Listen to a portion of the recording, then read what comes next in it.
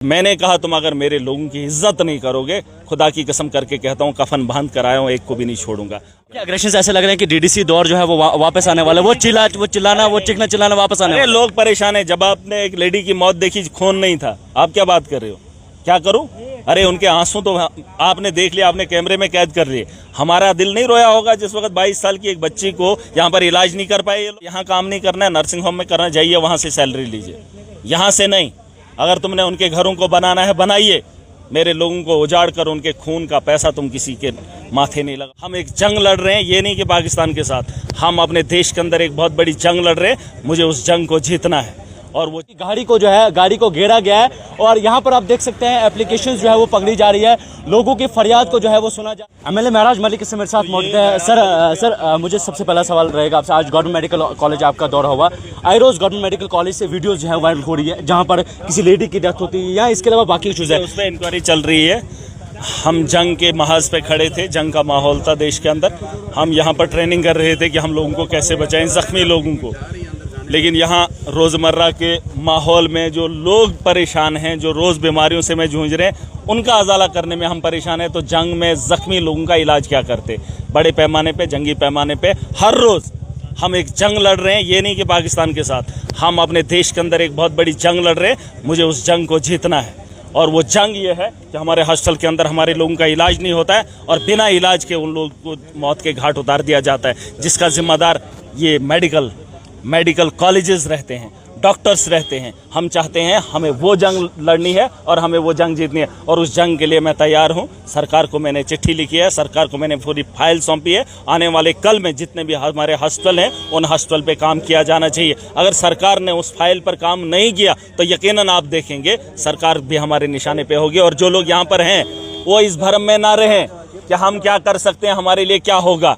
देखिए, सबसे बड़ी बात है इज्जत।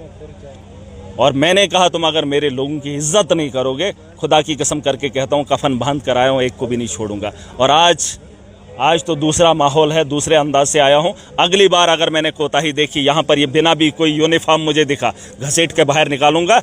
और आप मत बोलना फिर कि कैसे हो, लाइव होगा, दुनिया तुम्हारा तमाशा देखेगी। तुमने अगर गरीब का तमाशा बनाया, मैं तुम्हारा तमाशा बनाने में देर नहीं। एक इम्पोर्टेंट सवाल है। आपने देखा कि कुछ रोज पहले जो है आपके खिलाफ प्रोटेस्ट हुआ, ये कहा गया कि सुने मेरी बात, सवाल सुनिएगा, सुने आप सवाल सुन लीजिएगा। क्या आपको नहीं लगता है कि सियासत हो रही है, क्योंकि उस आरटीसी में गरीब लोगों को जो है फ्री मिलना हमारा काम है। हम लोगों को राहत देने के लिए कुछ भी करेंगे, जितना हमसे हो सकेगा करेंगे। किसी के सवाल का जवाब मुझे नहीं देना। आप फिलहाल ये बताइए कि खुशी है कि हमारी कॉन्स्टिट्यूंसी में ट्रांसपोर्ट जो है शुरू हो गया है और जहां पर इलीगल माफिया जितना भी है उसे पनपने नहीं देंगे, गुंडागर्दी वो मैं होने नहीं दूंगा। लोगों की राहत के लिए जितना हो सकेगा उतना काम होगा ज़मीनी सतह पर। माफिया को इजाज़त नहीं है, लूट खसूट को यहाँ पर दावत ना दे। जिसको भी ये जहन, इस किस्म का जहन है, वो अपने जहन को ठीक करे। लोगों को राहत देना ये मेरा काम है और मेरा वक्त है, मेरे लोगों का आज वक्त है। इसके साथ छेड़खानी मत करिए, दूर रहिए, बेहतर वही होगा। कई और इलाकों से आरटीसी की डिमांड जो है वो बढ़ रही है। करेंगे, देखिए उसके लिए आप ये चीज़ समझ लीजिए कि जितना हमसे हो सकेगा उतना हम करेंगे। फिलहाल हमने एक कोशिश की है, पहल की है, उन इलाकों को टच किया है जहाँ से एक बड़ा वर्ग फ़ायदा ले सकता है। मेरी तो चाह है कि हर इलाके के अंदर आरटीसी लगे, लेकिन फिर भी मैं चाहता हूँ कुछ लोगों को तकलीफ हो रही है, नहीं गाड़ियाँ। अरे एक आदमी के लिए मैं नहीं आया हूँ, मैं आवाम की बेहतरी के लिए आया हूँ और जो भी कदम उठाने पड़ेंगे मैं उसमें अपना योगदान दूंगा। लोगों के आंसू कब बंद होंगे यहाँ पर? आप अभी भी लोग आपके सामने रो रहे हैं, अभी भी लोग आपके सामने रो रहे हैं। आप ऐसा नहीं, देखिए मैं वही कह रहा हूँ, आखिरी बार यही कह रहा हूँ कि मेरे हाथ में अगर उतना वजूद होता तो महराज कमी नहीं छोड़ता। मैं दिन रात करके लोगों की खिदमत करता। मैं वही कह रहा हूँ, जो मेरा मैन पावर है, मेरे मैन पावर में कमी है। मैं उनको बता रहा हूँ कि आपको मेरे तर्ज पे नहीं, जिस मकसद से उनको बनाया है। लेकिन अगर वो नहीं समझेंगे और अगर वो बेहतर डिलीवर नहीं कर पाएंगे तो मुझे उनके डिस्ट्रिक्ट में यहाँ रहने की कोई ज़रूरत नहीं है। मुझे क्या चाहिए? मुझे और जिन लोगों को यहाँ काम नहीं करना है, नर्सिंग होम में करना, जाइए वहाँ से सैलरी लीजिए, यहाँ से नहीं। अगर तुमने उनके घरों को बनाना है बनाइए, मेरे लोगों को उजाड़ कर उनके खून का पैसा तुम किसी के माथे नहीं लगाओगे, किसी घर की दीवारों पे नहीं लगाओगे और मैं वो चढ़ने नहीं दूंगा। खून का रंग उनकी दीवारों पे नहीं होने दूंगा, याद रखिए। और जो इसकी ख्वाहिश करता है महराज उसको बख्शेगा। आपके अग्रेशन ऐसे लग रहे हैं कि डीडीसी दौर जो है वो वापस आने वाला है, वो चिल्लाना वो चिकना चिल्लाना वापस आने वाला है। लोग परेशान है। जब आपने एक लेडी की मौत देखी, खून नहीं था, आप क्या बात कर रहे हो? क्या करूं? अरे उनके आंसू तो आपने देख लिया, आपने कैमरे में कैद कर लिए। हमारा दिल नहीं रोया होगा जिस वक्त 22 साल की एक बच्ची को यहाँ पर इलाज नहीं कर पाए ये लोग। ये किसका है कॉलेज? इसलिए बनाया है इन लोगों को।